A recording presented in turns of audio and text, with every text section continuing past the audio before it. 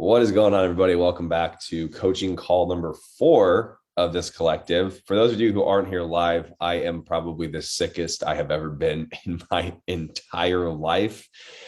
So if I stop to cough, I do apologize. If I stop because I quite literally forgot what I was saying, I also apologize. That has been happening to me a lot today. But today's call, we are going to go over methods for calculating initial calories for clients, breaking those into macros, and then a couple other little just kind of key tips around electrolytes and a lot of other things that I think are pretty important when we're initially starting off a client with calories or macros across the board. Cool. So I am going to share my screen with you guys, and then we will go ahead and get into the presentation. So can everybody see my screen? Cool. Here we go. Coaching Collective 4. This is, for those of you guys who were on here before this, I said that I accidentally deleted 2 slides and then I had to fastly condense them into 1 slide.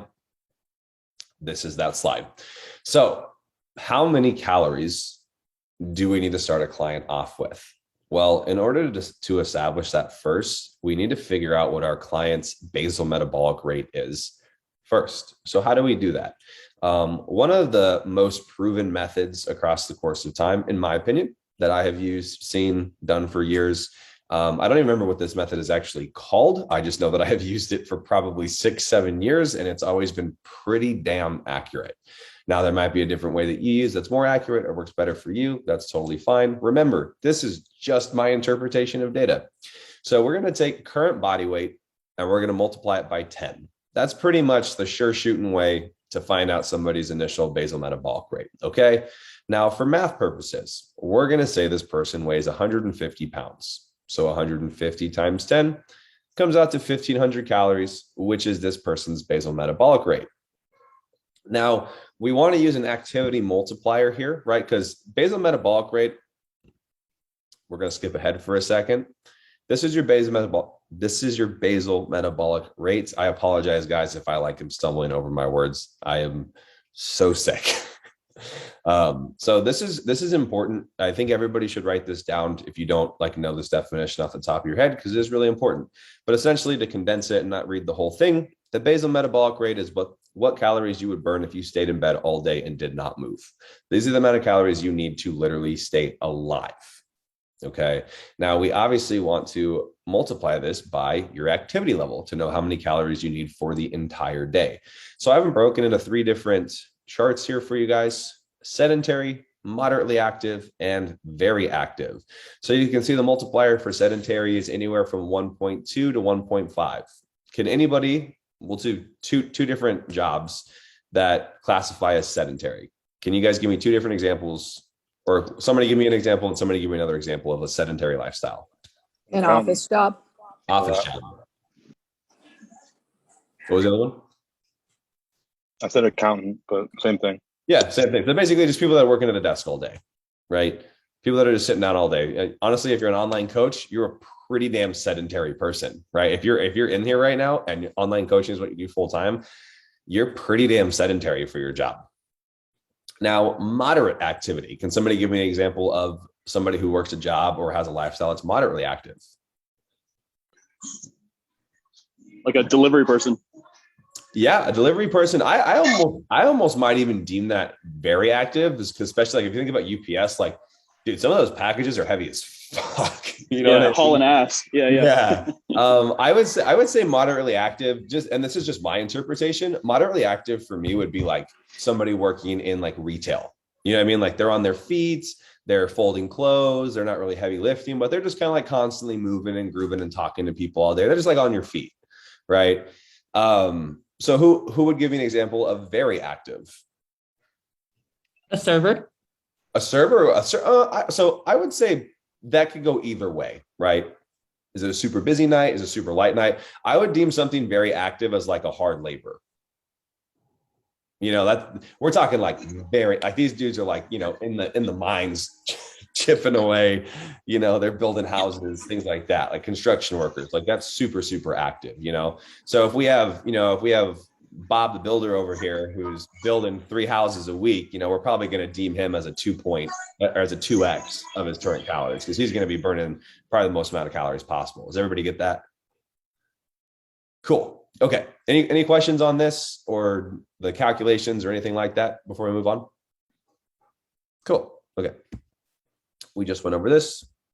So key considerations while we're doing these calculations. Okay. What are their current calories at? If they're already tracking, here's the thing: a lot of your clients that come to you initially probably aren't tracking, right? They're probably not even tracking. Like, I have no fucking idea. They're like, what are your current macros? NA. What are your current calories? NA. I don't know. I don't know. I get a yogurt for breakfast, maybe a protein bar for lunch, and then I have, Olive Garden for dinner. They don't know. So on top of that, we need to consider their current lifestyle. And this even can go back into what we talked about last week with circadian rhythms, right? So if somebody has a very poor sleep schedule, they're very chronically stressed, is it going to make more sense for us to start them off on a lot of calories or a lower amount of calories and assess their body response? Who's got the answer for that? Or what's your interpretation of that?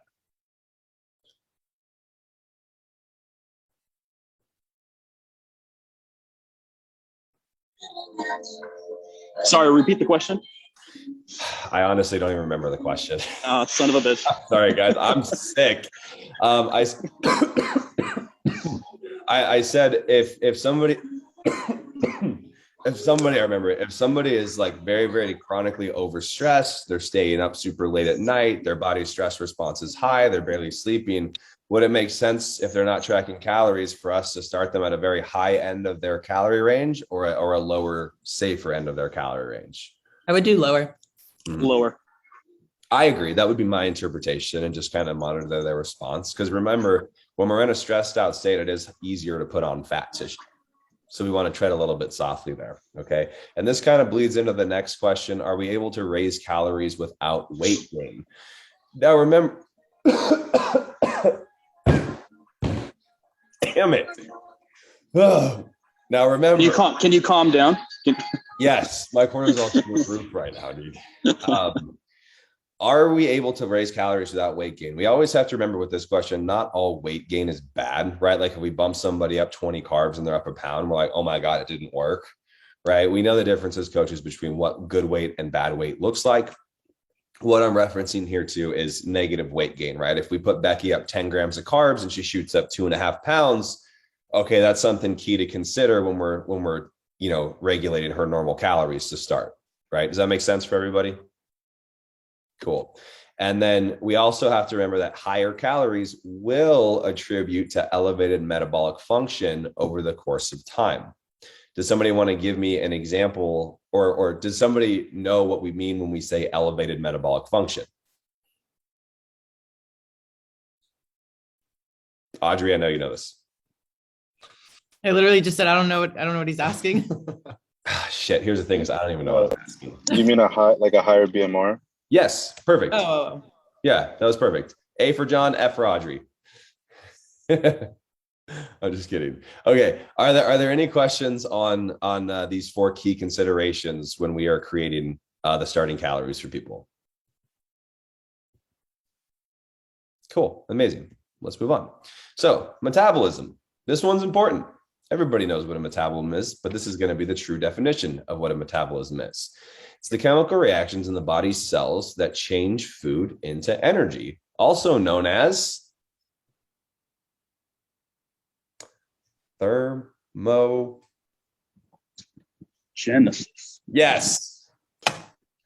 Our bodies need this energy to do everything from moving to thinking to growing. It's probably why I sound like an idiot. I've barely eaten today. Everyone's like, yeah, nodding their heads. Nice, guys. Thank you.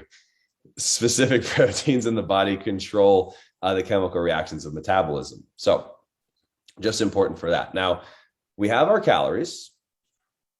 Now let's calculate them into macros. Now, again, for this one, guys, I would definitely say that everybody has their own preferences of how to take calories and break them into macros, which is totally fine. I don't really think there's a certain way that's like more superior or like holier than thou approach that we can take to this. I'm the way that I broke it down is more geared towards those clients who have like bodybuilding goals. Okay. So I think that's important to keep in mind. This is more tailored towards like the bodybuilder, right? I want a big butt. I want big pecs. I want big arms, right? Things like that. So let's go forward. With that, what is the most important macronutrient when it comes to bodybuilding? Protein. Okay, so protein. Here we go. Oh, okay. So I used the one. I'm pointing on my screen like you guys can see what I'm pointing at. I used the 1.7 multiplier for this person, so they're going to be at the high range of the moderately active group. Okay. In my opinion, this is where the majority of your clients will lie in between, is somewhere right around here. Okay. So I just wanted to pick what I felt was more middle of the pack. So we have a 150-pound athlete and we multiplied their basal metabolic rate by 1.7, which gave us 2,550 calories as this client's starting calories for us. Does everybody understand how I got that calculation? If not, please ask. Cool. So protein is the first macronutrient I calculate for an athlete. Again, this is my personal preference. Now, how I do the protein is based off of a couple different things. So based off of the athlete's starting body fat percentage, there's two different trains of thoughts for me. If they are relatively fit, right? And we can kind of assume so since they're like more highly active than most. I'll start with 1.2 grams per pound of body weight. Now, this is where I'll start. We know, and this can be actually this could be a full call in itself with the benefits of protein and how much we can get out of protein and how high we can actually push protein. But like science I think science has even shown like 3 grams per kilogram or something stupid high like that. We can still see thermogenic effects from it. But when it comes to pushing protein up like that, I prefer to go, where can the digestion tolerate it, right? Because science can tell us, hey, this is great. We've seen people do this, but if you can't digest a meal, you can't utilize a meal, right? So there is only individual variances there. I find pretty much everybody can do 1.2 grams of body weight per pound of body weight if they're super lean, right? If somebody's 450 pounds overweight and I'm like, sure, let's slam 700 grams of protein, probably not going to happen. Right. So that brings us, if this person is pretty darn lean, we're just going to say, okay, 150 pounds, maybe they got a couple pounds, 10 pounds of fat on their body. They're like super lean. Do 180 grams of protein. Okay. 4 calories per gram of protein equals 720 calories. So what I'm going to do is I'm going to subtract 720 calories from their starting calories of 2,550 right up here, which is going to bring me down to 1,830 calories remaining to be split between carbs and fats. Does that make sense for everybody? I know there's a lot of numbers running around. If something lost you, it's totally fine. I've even lost myself like 3 times in this conversation already. So if you guys just need me to reiterate something, I'm begging you to please ask, because I guarantee you there's going to be people who watch these replays that need it as well. Okay. So let's move on. So this is the second train of thought for protein from me, which is, well, what if they have a higher body fat percentage? So we don't want to feed fat, right? Everybody's in agreement there. We want to feed lean body mass. So we're going to take body weight, 150 pounds. Now this is where I find lean body mass for people. So we're going to take their body fat percentage, but as a decimal. So in this case, for math, this person's 20% body fat. We're just going to turn that into 0.20. Super easy. Just going to put a decimal in front of it. This will make your math way easier. So we'll multiply your body fat percentage as a decimal by your body weight. So if we do 0.20 times 150 pounds, that shows us that this person has 30 pounds of body fat on them. So now we would just take your body weight, we would subtract the body fat, which is 30 pounds, which would give 120 pounds, which means 120 pounds is this person's lean body mass. So back here, back here, when I calculated this person's protein at 1.2 grams per pound of body weight, since they have a higher body fat percentage, I'm just going to calculate their protein based off of what their lean body mass is. So I'm just going to do 1.2 grams times 120 to start. Does that make sense? Cool. So if somebody wants to do that math just for their own book, I'm keeping it based off of this calculation here, just so that the math flows easier for the whole thing. Obviously, it would be less than 720 calories from protein if you did a lower protein source. Okay. So the second calculation that I do are fats. Why?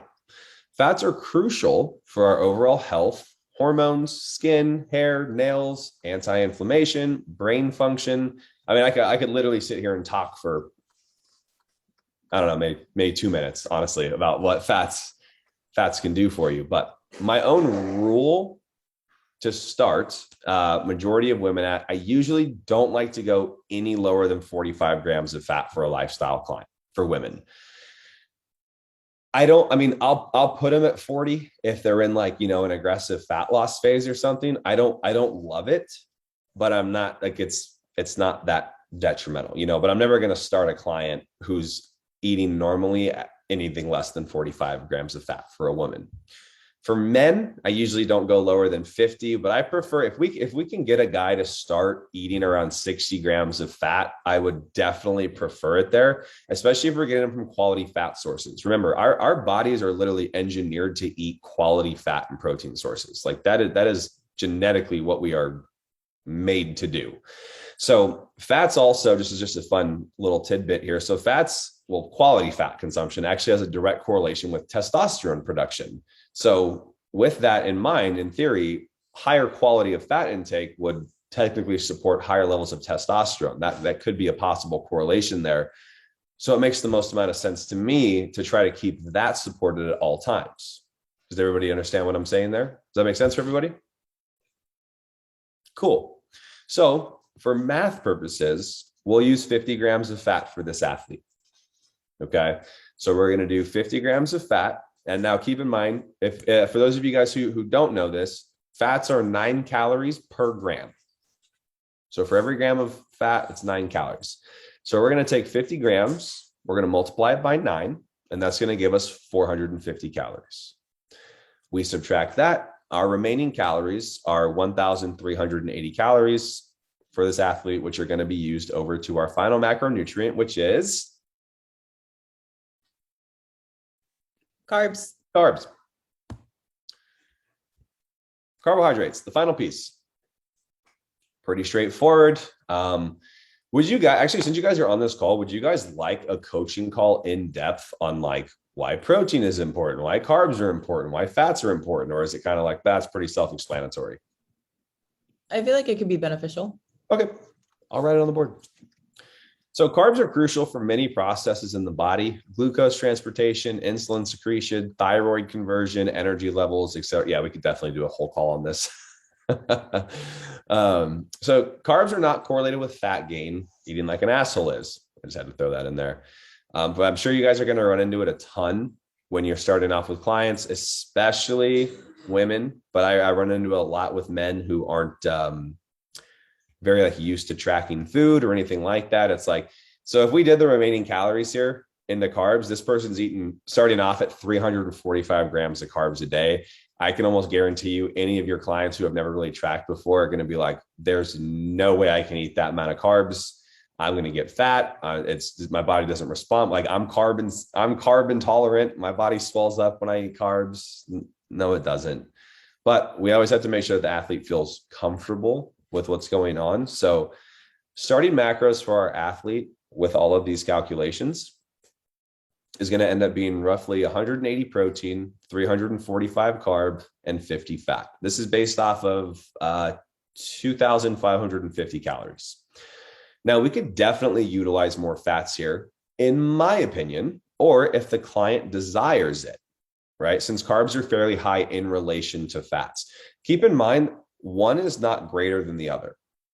Now, I'm not telling you to put all your clients on keto, but if a client says, if we're just going, no, let's get carbs higher and higher and higher, and your client's like, I'm really having a hard time doing this. I really prefer more fats.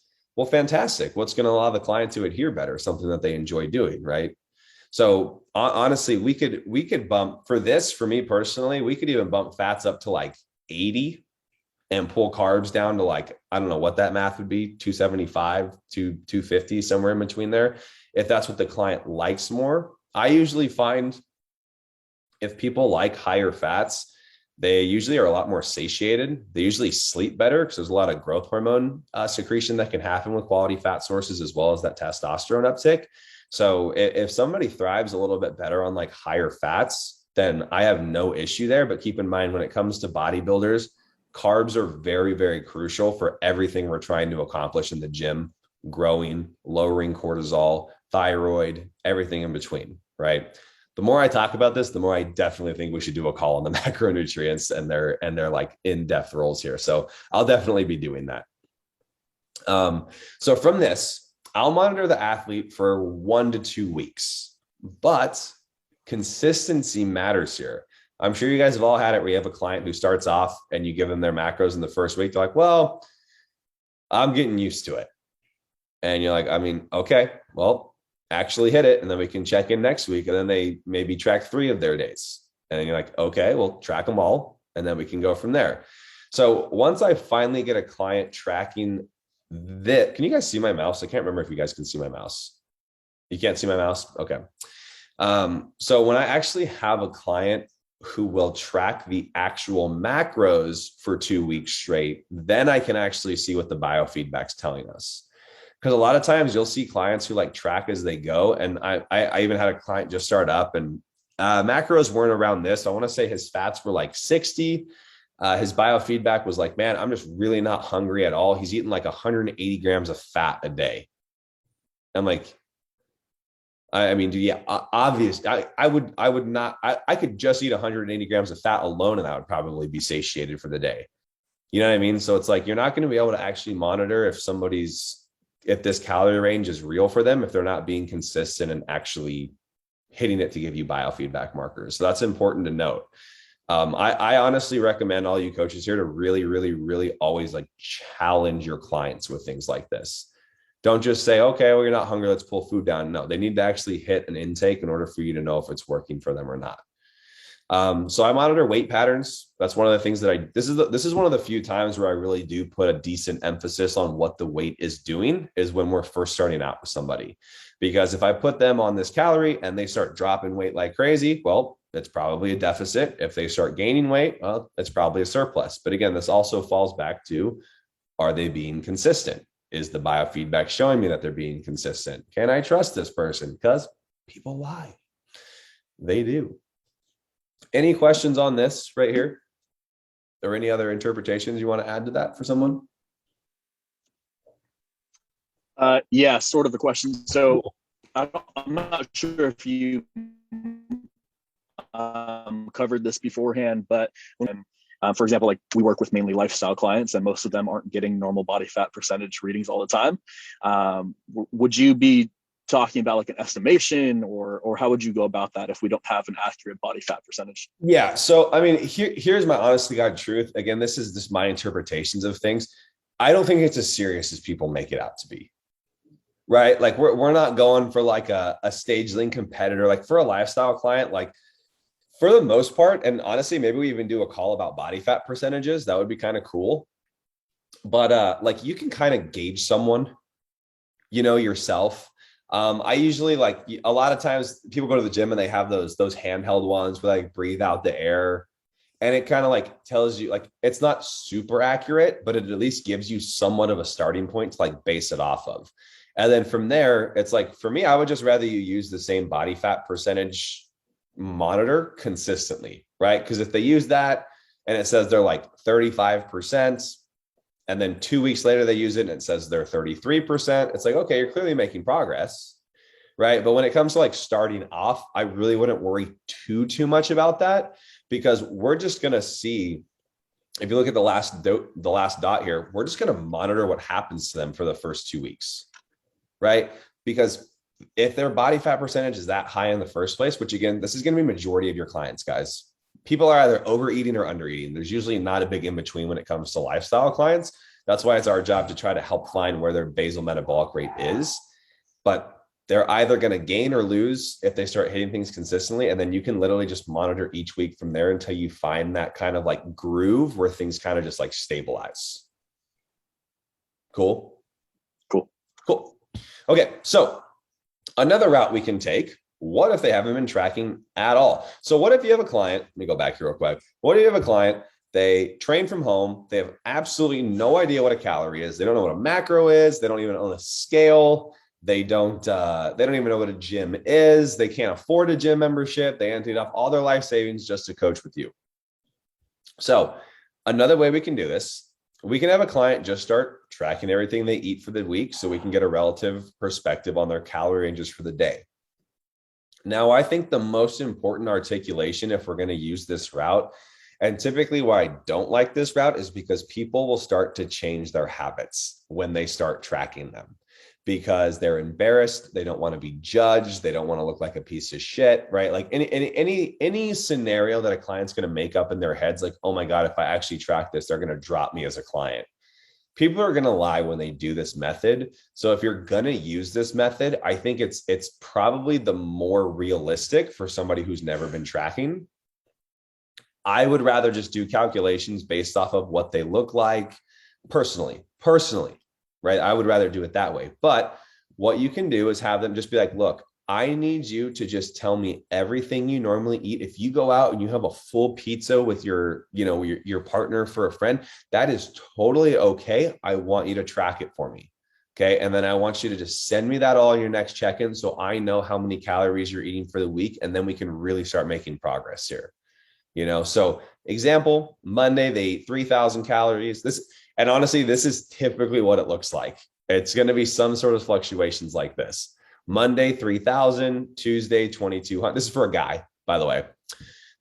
Tuesday, 2,200, Wednesday, 4,200, Thursday, 14, Friday, 18. Saturday is always the higher calorie day for like 95% of people. And then Sunday, we have the hangover day, which is like 800 calories, right? So total calories for the week with this example, 18,400. And if we divide that by every day of the week, we get 2,628 calories a day for this specific person. So if you remember the calories that we did for their basal metabolic rate, it was 2,550. So if this person is eating like this every week, what's their weight doing? Come on, somebody say it. Going up. It's going up, right? They're in a surplus. Because here's the thing, the body doesn't care if a surplus is 50 calories or 500 calories. A surplus is a surplus. And over time, that surplus will start to compound. And then people find themselves with a ton of weight they never wanted to gain in the first place. And it's our job to help rescue them and get back to feeling like themselves. So then once you get these total calories for the day of the 26, 28, you can rinse and repeat the macro breakdown from all of these slides back here, and then monitor them and see what happens for the first couple of weeks, and then make adjustments from there. If he still continues to gain, we can shave off 100 calories. If he still continues to gain, we can still shave off 100 calories. Typically, if I'm doing somebody around this and I get that basal metabolic rate, that 100 calorie range of either going up or down is where I'm going to stick. I'm usually not going to change calories much more than 100 calories at a time. Sometimes even less. So 100 calories would be 25 grams of carbs, roughly 10 grams of fats, or 25 grams of protein. So I'm usually not going to make a change much bigger than that. If you've been a client of mine, once you're in a spot, a 25 gram carb bump or decrease is pretty big, right? That's pretty big. But again, when you're first starting out and somebody's continuously losing or gaining weight, we can make a little bit bigger of strides until we find that stabilized state. Does that make sense for everybody? Any questions on that?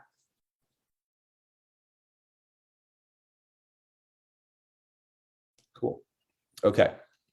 Moving on. This isn't a crazy long, we're actually already 30 minutes in. This isn't a crazy long presentation, guys. I think this one's pretty easy to take in, but we do have some other fun stuff we're going to take on. It should be done within the hour. Other variables to consider. Looking beyond simply macros. Now, this is this is probably the most important part of the puzzle here, in my opinion. Have any of you guys had clients who do hit all their numbers perfectly across the board, but they still feel fucking terrible? Yeah, they're still feeling like crap. They have low energy, that they're still putting on body fat. Like, what the heck? What's going on? Well, here's the thing is quality of food being eaten matters a ton. Level of artificial, that's supposed to say sweeteners being consumed matters. Amount of this one usually adds calories to people's diets without them even realizing it, is the amount of dietary beverages outside of water that they're drinking. And especially if you guys have newer clients, this is something that I really recommend monitoring and asking them about, because a lot of times they don't even think about the calories that are in drinks. And, as coaches, you guys are sitting here going, well, duh, obviously.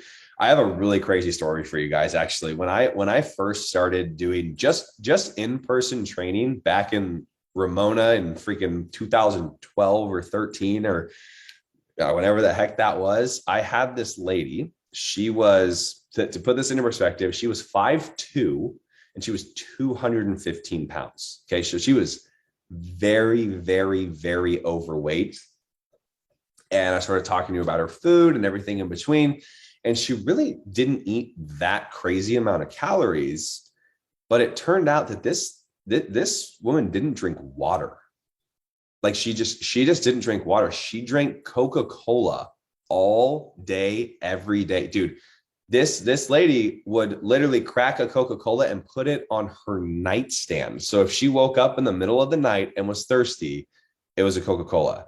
So this type of stuff, I guarantee you have clients who do this. They don't even realize it. All we did was replaced 3 of her Coca-Cola. She was doing 11 a day. 11. So all we started was by replacing, and this is, again, just a really good nugget when you guys have lifestyle clients who have really, really, really bad habits. Those little tiny tweaks will make big strides and they'll compound over time. So I said, dude, let's just replace 3 of these Coca-Colas a day with 1 bottle of water. That's all I need from you. In that first week, she lost 8 pounds. 8 pounds. And then what do? We removed 2 more and replaced it with water. She dropped 11 pounds. So 2 weeks, this lady had lost damn near 20 pounds by doing nothing different. She just replaced a couple of drinks with water. Isn't that freaking insane? Isn't that insane? So that's why I always really, that to me was like, holy shit. Like, how do people not realize this? But then I realized, holy crap, a lot of people don't realize this, because she was like, I didn't even know there were calories in the soda. So I always make sure, if I have a client who I'm doing macros and like something's not off, I'm always asking, what are you drinking outside of water? Always ask. Fiber intake. If fiber intake is too high or too low, they absolutely, hang on, there's a chat here. Also had a client that was just using whatever was in my Fitness Pal and the entries were incorrect. Yeah, that's also a really good point. My Fitness Pal isn't always accurate. Have them scan if they can. So fiber intake, if fiber intake is too high or if fiber intake is too low, the outcome is basically going to be the same, which is digestion is just going to be really, really slow and bogged down. And if we can't digest meals, we can't utilize meals. And on top of that, we'll get into this. We're going to do a hormone call, and I can't wait to get into hormone calls. But when your digestion is messed up and you can't go to the bathroom, you can actually recycle old estrogen back into your gut. And it's a whole plethora of issues down the road there, but we'll dive into that in a different call. Sorry. Water intake always matters. And then electrolytes, sodium, potassium, and calcium are our 3 main electrolytes. If you don't have these electrolytes, you die. So these are really important. I'm going to focus specifically on sodium and potassium here, moving forward from this. So any questions on this? Not a question, but the Coke thing that you were saying, Uh-huh. boyfriend is the exact same way, but I don't know how he's not like 500 pounds. Because even last night, actually, he was just telling me that for the last 3 days, he's left 2 Coke bottles on his nightstand. So in the morning, he can drink them as soon as he wakes up. Oh my I'm God. like, how do you, it's ridiculous. Like, it's crazy how much Coke this man drinks. And he's like, he has a good physique. Like, it's insane, like how good his physique is for how much, like, he just eats like an asshole, literally like a straight up asshole. And I don't understand. Well, honestly, and you guys will also get this with clients as well. I have some Mason's a great example of just a genetic outlier. And there's going to be these people that can literally just like quite literally eat whatever they want, whenever they want. Like, here's the thing is that's obviously going to catch up to him at some point in time if he's just completely disregarding his health. Shut up, Mason. This guy, if he's just completely disregarding his health, it will eventually catch up to them at some point in time. But you're going to find clients who go out and have free meals. They wolf down like whole freaking pizzas once a week. And if they're consistent for 4 days after that, they're right back to normal. Like you're going to have those genetic outliers that just, as a coach, you're like, I hate you. Like, well, I wish I was like you. You're going to have them. So with that type of stuff, like, yeah, it's like, maybe don't do that. But I'm also at the standpoint of like, dude, if I'm seeing what I want to see from the biofeedback and from a physique progress standpoint, I'm cool with it, So may God be with him though. All right, let's move on. So ideal levels for fiber and electrolytes. This one's pretty important. So my interpretation, my golden rule for fiber, starting range. I think noting starting range here is pretty important because I've found, I'll get to that in a second. Starting range is 10 to 12 grams of fiber per 1,000 calories being consumed. So if somebody's eating 2,000 calories, I'm having them anywhere from 20 to 24 grams of fiber for their daily intake. Now, that's a starting point. So this is something that I actually don't, this next bullet point is something I don't necessarily have true scientific data to back this up, but this is something subjectively I've found from my now almost a decade of coaching individuals. So it is important to note that bio-individual response to fiber does exist. And I found most people have a sweet spot / threshold when it comes to their fiber intake. I've seen an athlete's digestion been off just with a 2 to 5 gram fluctuation, but I've also seen some people with 10 gram fluctuations be completely fine. Does anybody have any comments on that? Yeah. So I'm the type of client who within 2 to 3 grams of it's off, like my digestion is fucked. And I actually like lower fiber is my sweet spot, like anywhere from 20 to 23. And then Mason's over here, he could probably have 60 and be totally fine. Probably. Probably. Yeah. So again, I think for a lot of this or pretty much anything, I'm going to say this probably every call. I think it's really important for anything I ever try to just like interpret to you guys. It's super important to understand that like, this is not Bible and every single person is going to have something different. What's just important. This is why I encourage you guys to talk so much, because it's really important to just be able to navigate through different scenarios around these interpretations. That's what's going to turn you guys into amazing coaches. Critical thinking. Hey, I want you at 24 grams of fiber. And they're like, my fiber is disgusting. I can't go to the bathroom. And then they eat like 17 for a week. And they're like, wow, my digestion's amazing. But you're like, no, your fiber should be higher. That doesn't make any sense, right? It's clearly working. And I'm not going to have an issue with what's right. They could eat 4 grams of fiber a day. If everything is smooth sailing, then like, okay, 4 is a little rough. I would probably have them get it up there from there. But I was just using an example. Anyways, let's move on. So starting points for electrolytes. Sodium stance, I typically like to see sodium lower around 2,000 to 2,500 a day to starts, and then potassium no lower than like the 3,000, 3,500 range. I think this is a really good balance between the two for just optimal electrolyte balance, not really retaining any water, not bloating, anything like that. Because I'm sure you guys have all seen this on clients and on yourself. If you have days where you go out and you just eat an asinine amount of sodium and you don't drink as much water, or your potassium's super low and you bloat up like freaking crazy. Okay, thanks, Brooke. Thanks for letting us know. See you next time. So these are usually my sweet spots, or I guess ratio ranges that I like to stay in between sodium and potassium. Okay. Now remember, athletes are going to need more than the average person for these things, right? So this one's more on like that lifestyle focus. I have athletes that I coach that, you know, sodium, me personally, I'd say my sodium on the daily ranges around like 6,000. You know, my potassium usually ranges around like 4,000, 4,500. Any questions on this? Would this I have a quick question on fiber, if that's cool. Yep, absolutely. Awesome. When we're talking about, like, I guess importance of, let's just say a client is following protocols like 100% macros, calories, whatever. And you're mentioning like if the client's doing that and they're still not, I guess, progressing the way we want to, how big of a factor is that fiber intake? Meaning, like, if fiber is not working well for them, is that just determining their overall like consistency with their protocol, or could that actually be a factor in them making physical progress the way that we want?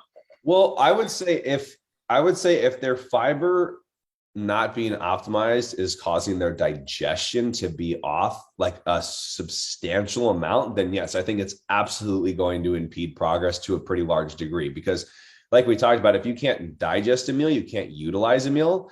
And if digestion's off, you're more than likely going to have distress in your gastrointestinal system, which is going to turn into inflammatory response, which is going to probably cause into water retention. Their stomach's going to be bloated. Now they're going to stress out even more, right? So it ends up being this just like freaking domino effect. And then now we have like systemic inflammation all over the place, which is causing digestion to be even worse, right? So it's like, it just like topples down this whole freaking ladder.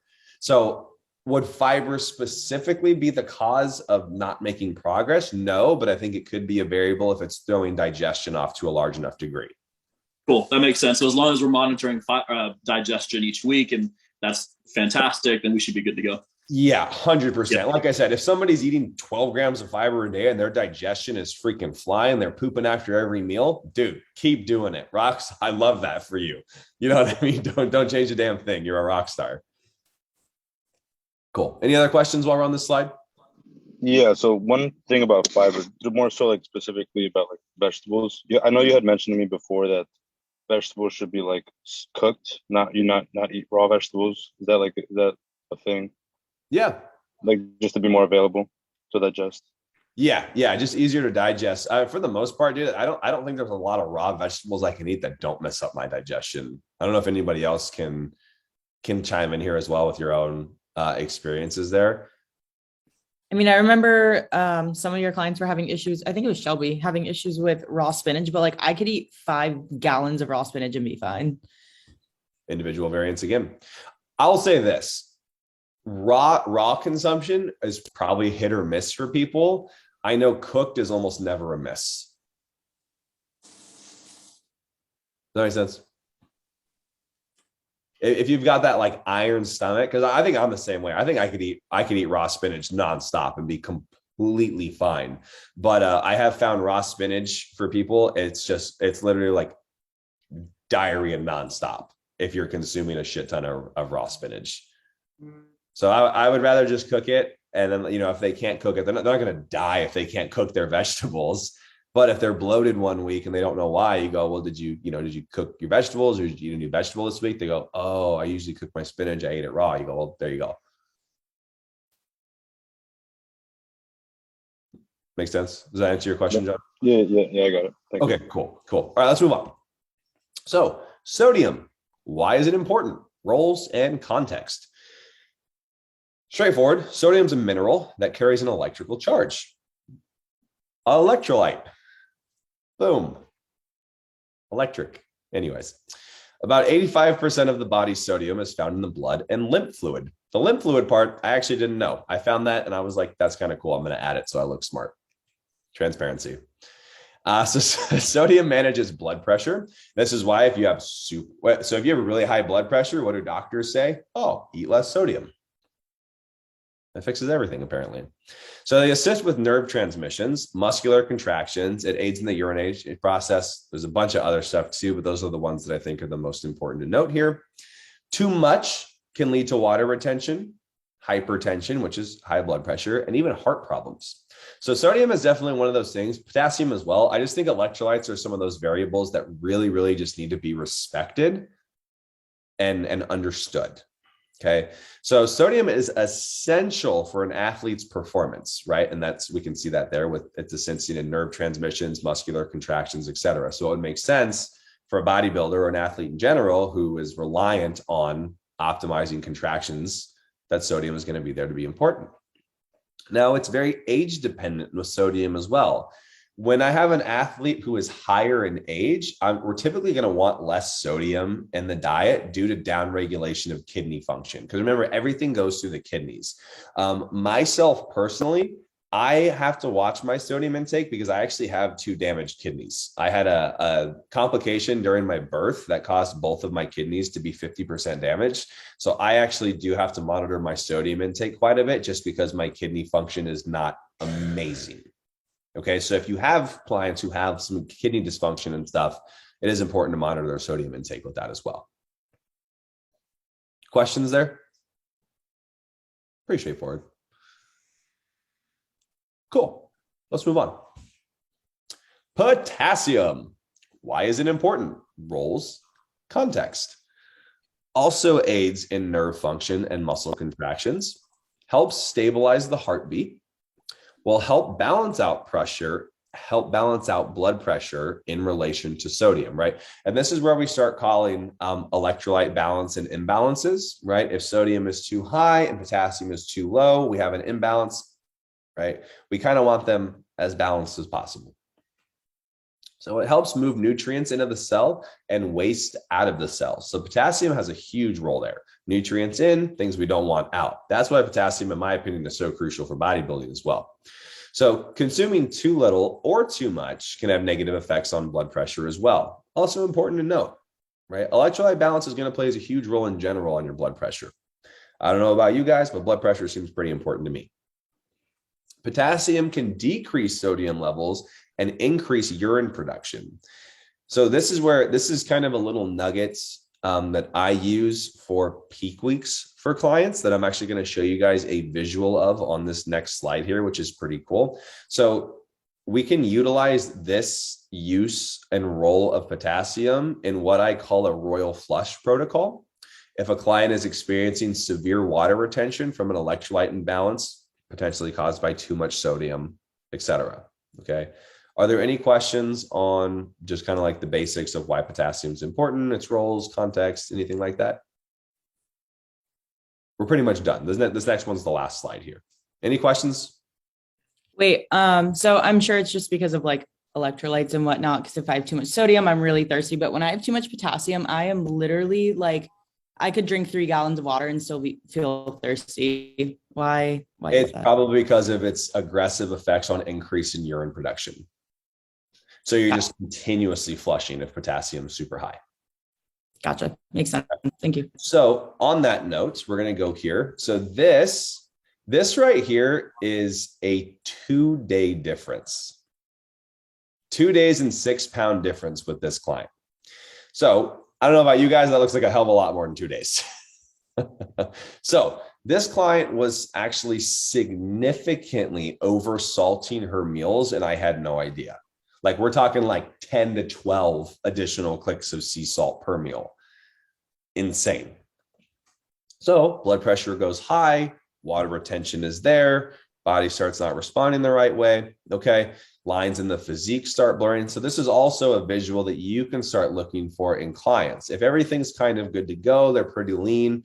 And then all of a sudden, well, again, you guys, I'm sure you guys all experience, maybe not to this extent, but feeling pretty lean one day. And then you go out to eat, you have a really high sodium meal. You wake up the next day, you're like, oh my God, I'm super bloated. I'm retaining a ton of water, right? There's an electrolyte imbalance there. So my personal remedy, I guess I don't know if remedy is the word here, but for this is the royal flush, where I basically will do a 1 to 3 sodium potassium ratio.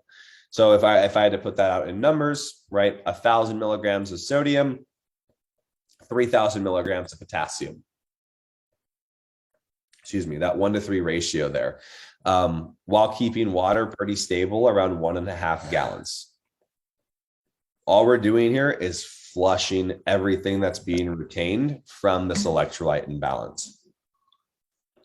So with that approach, we did this for 2 days, and you can see here, can you guys see the visual differences in her physique of where that water just completely left and where she hardened up? Like, I mean, it's a little bit different lighting, but you can see the depth of those lines in her legs. You can see the obliques, the rib cage, the sidewalls in her abs, her delts. Like, you can see so much more pop to this physique just from those 2 days of flushing out that electrolyte imbalance. So that's just kind of something that I do. Now, in all honesty, I really don't think that you guys would have to use this approach for a lifestyle client. This is something where she was literally like 5 days out, and I was like, what the fuck is going on? Why are you retaining so much water? What are you doing with your meals? And she was like, oh, 12 clicks. And I was like, well, it's supposed to be 2. So let's do this, right? But like, so if I have a client who wakes up and they're up a couple pounds, I'm not going to go this drastic. I just thought this was a good visual for you guys to kind of see like what can happen there. I would just, my best advice would be to tell your clients to just get back on track and make sure that they are prioritizing their sodium and potassium. Okay. I would just say for them to bring more awareness to that. And then it should stabilize within like 2 to 3 days. So do you guys have any questions, comments, other interpretations around anything that we just went over? Yeah, I have one about lifestyle clients in the beginning phases of their program, especially like the first, 1 to 2 months where, maybe they haven't ever been tracking their water intake. Like let's say half a gallon is just absolutely fucking terrible for them. Why did I not write water in this? I'm a freaking idiot. But let's just say we're trying to get them to like half a gallon, just even to start with, because that's like astronomical for them, and they're going to the bathroom every 30 seconds. Could potassium be something that we look at in terms of their diet overall that would be causing that, rather than just them increasing their water intake? Yeah, it very well could be. It could. Here's the thing is with that, like your body has to acclimate to things, right? We all know this. Your body has to have an adjustment period. I usually call it an adaptation phase. And I think the more you can articulate these things to your clients when they first start off, the smoother it's going to be for you guys. So instead of just like being like, here's your protocol, and they're like, oh my God, I'm peeing nonstop. You go, hey, you're not really drinking that much water. Potassium tends to do this. So now that you have more water in your system, you're probably going to be flushing it a little bit more. So it wouldn't be uncommon if you're peeing a little bit more than normal, but it should stabilize out over a week or 2. Right. So that way they're like, oh, I can't do this for the rest of my life. I'm peeing every 15 minutes. I got to work, but yeah, when it comes to things like that, my sweet spot is always a gallon. My sweet spot's always a gallon. I think bare minimum lifestyle clients, a gallon of water should be like the non-negotiable level. I don't think we should ever dip below that. I actually find majority of people, when you kind of like get them out of their stubborn fight of this, I find majority of people actually thrive, men and women, at 1.5 gallons a day.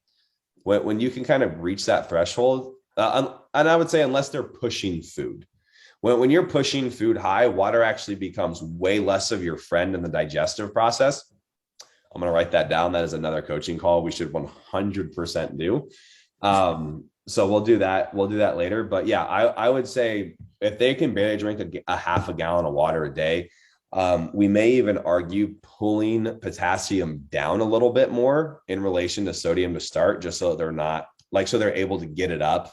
If that makes sense, like increase the water up, because you always want that. We always want that balance. If they're only drinking a 1/2 gallon of water, potassium of 4,000, like that amount of water is just not even gonna be able to keep up. Or they're probably going to have to drink more water than that in the first place. So in that sense, maybe it would make sense for you to bump their potassium up, so then they're constantly peeing and then they have no choice but to drink more water. Could be a different interpretation, or it could be a different case use per client based off of what's going to end up working for that specific person. What would make sense for your client? Did we lose Caleb? Sorry, but my fiance literally just walked in the door, and I was like, "Hang on one second, I'm on the call." What was the last part?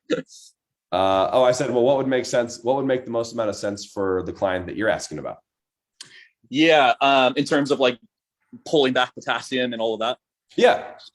Yeah, I think because, again, we run into a lot of, I'd say more so sedentary clients that, again, aren't, crushing water a lot. And obviously like half a gallon is like nothing for most people, or at least it shouldn't be. So I think honestly, pulling back potassium, after the first 1 to 2 weeks would probably be something that I think would actually help out a lot in terms of them being able to hit that more consistently, which I've never thought about before, but that would be an awesome test, at least to see.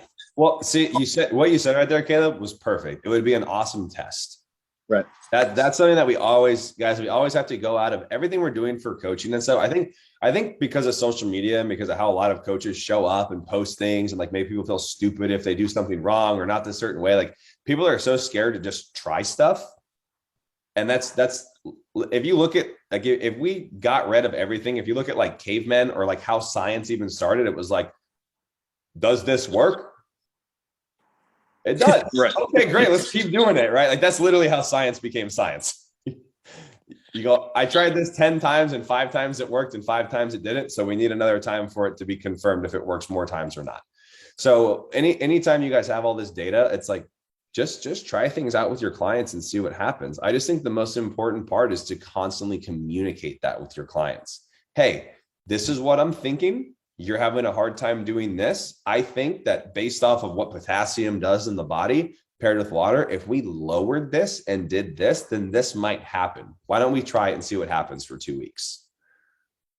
That way they're on the lookout just as much as you. And now they're just as invested because it's a experiment. Does that make sense?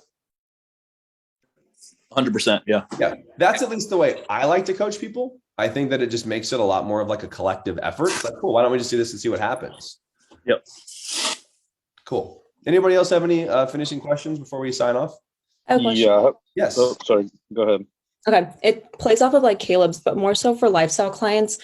How do you like talk about sodium and potassium, like keeping them, like giving instructions on like, if you were to pull back, what do you tell them? Because I'll talk to clients and sometimes I ask, they're like, oh yeah, I eat a banana a day, or like, oh, I just never salt my food. And like, even if they're tracking in MyFitnessPal, they don't always track everything. So we don't necessarily know where they're at. So how do you handle it when it comes to like lifestyle clients?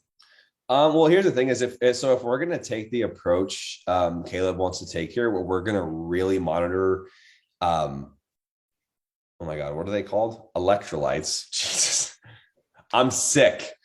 So if we're going to take the approach where we're monitoring electrolytes that closely to where that's going to be the variable that we're shifting, we're going to need to have it tracked. We're going to need to have it very, very monitored to the T. Now, again, does it need to be like pinpoint accuracy? No, I don't think it does. But as far as like, clients not adding salt to meals and things like that, I'm a huge advocate of we should be salting all of our meals. Obviously, that's assuming that clients are eating quality meals and not going and putting hot pockets in the microwave for every meal and then, adding some pink Himalayan sea salt to their pepperoni hot pocket. That doesn't really make a lot of sense. But if it comes to like, how do we lower potassium, right? Because that's your question, like how do we lower potassium? Mm-hmm. Well, I would say let's monitor everything that you're eating in your diet. I need you to track everything you're eating consistently today and then send me the totals. And then from there, you can go, okay, you're averaging 4,000 potassium a day. I'm going to see how you respond to 3,000 potassium a day. So why don't we remove this and this? Because that's about 1,000 milligrams of potassium. And let's just see what happens for the next couple of days, right? So if you don't have it tracked, you're just going to kind of have to ask them to track it so that you can get that full look at what they're actually doing. Okay, thank you. You're welcome. John, you had something? Yeah. So this is a question about like for the macros. So when you have like an obese client, because I have like a family of them, do you approach fats and carbs differently? Like, do you give them less carbs, or is it the same approach all around? That's actually a really, really, really good question. So what I would do here, if somebody's super obese, I would probably have them get blood work done, and I'd want to see what their blood glucose levels are at. Because usually if they're obese, they're pre-diabetic or they are diabetic, right? So anything, I believe anything over 100 is considered pre-diabetic, and then anything over 120 or 130 is considered diabetic for blood glucose. I've had a guy come to me, his blood glucose levels were 300, which is like insane. So he was very obese, very, very, very obese. So I'm just going to kind of use him as the case study here. Now, me personally, when I have clients who are super obese, I'm a huge advocate. Honestly, majority of my athletes in general, I like to utilize metformin because I think metformin is like a golden nugget of a supplementation for people that is just like disregarded. Metformin is basically a type 2 diabetic medication. You kind of need like an underground source to buy it in bodybuilding. But if they're obese and they have high blood glucose, they can probably go and get it prescribed from a doctor. And it's going to help a ton with lowering blood glucose levels. But what I'll do is I'll start them off pretty low carb. So, I don't know, I'm trying to do like a range here. So I believe this guy weighed like 340, like the 340 range. And I really didn't have him on a crazy amount of calories. I actually want to say I had him roughly 2,500 cals. I kept his carbs on training days under 200. So I want to say his training days, I had him at like 180. And I think on his rest days, I had him at like 140. So there's not a huge variance difference between training and rest days when they're that big. And then fats, I'm usually just putting higher. And my goal here is I don't think that it's better or worse for fat loss, because when it comes to fat loss, a calorie deficit is a calorie deficit. We had is anybody, I don't know if any of you guys know this study. I can't remember what his name is. I want to say it was Dr. Holmes or something.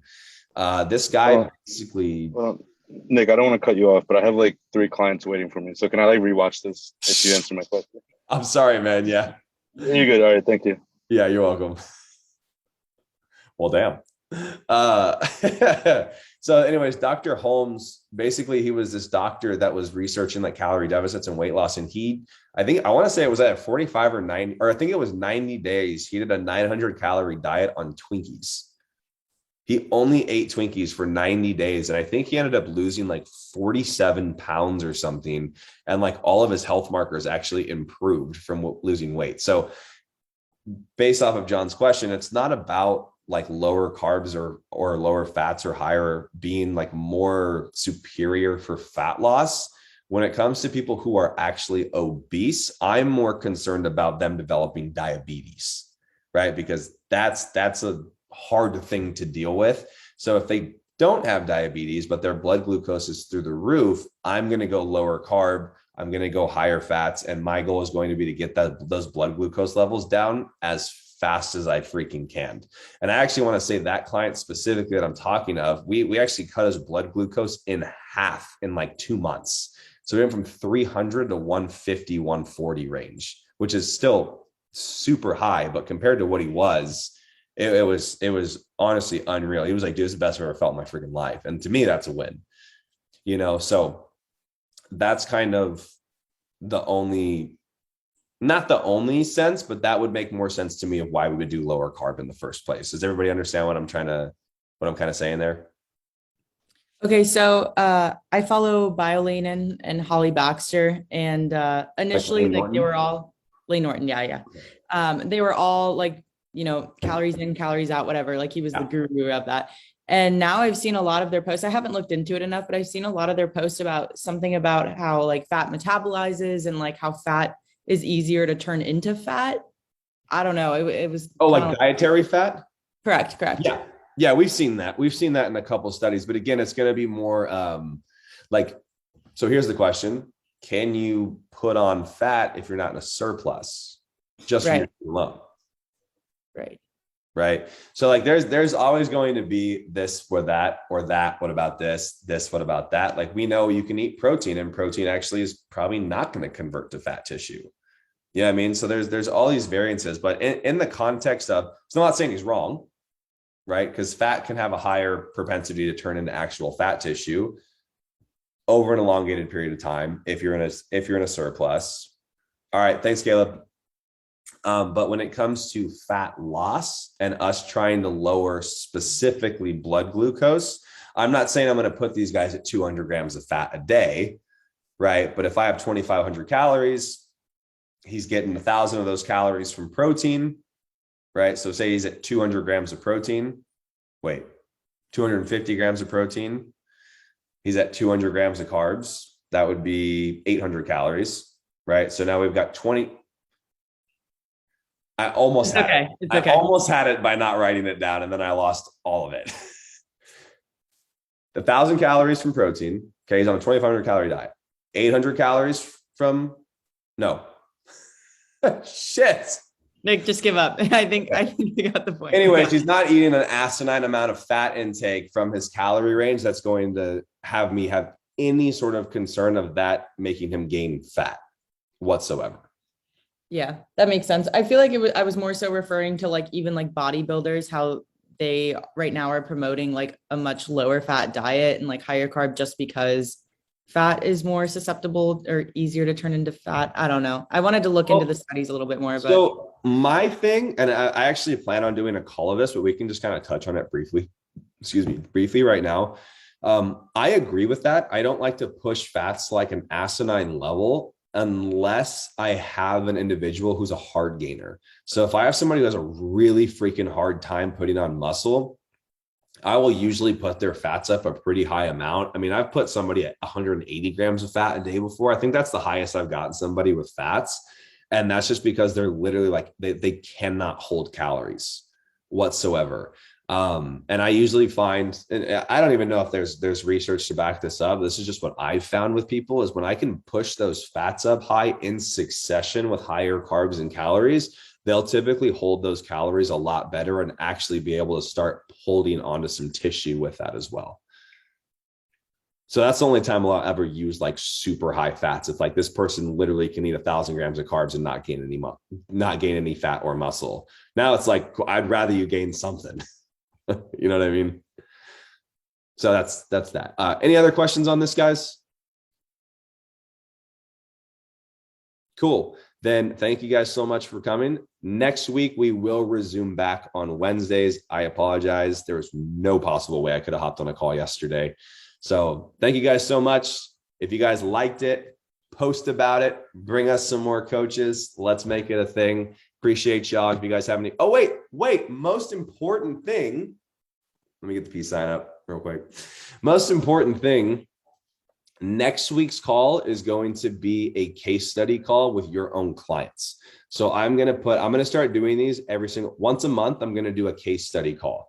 So I'm going to have you guys pick a client. Maybe you're having a struggle with, you can even make up a client scenario if you want to. I'm going to put a post in the Facebook group and you guys are just going to post, this is the client. This is all their information. This is what I'm trying to get done. This is the problem that I'm coming into.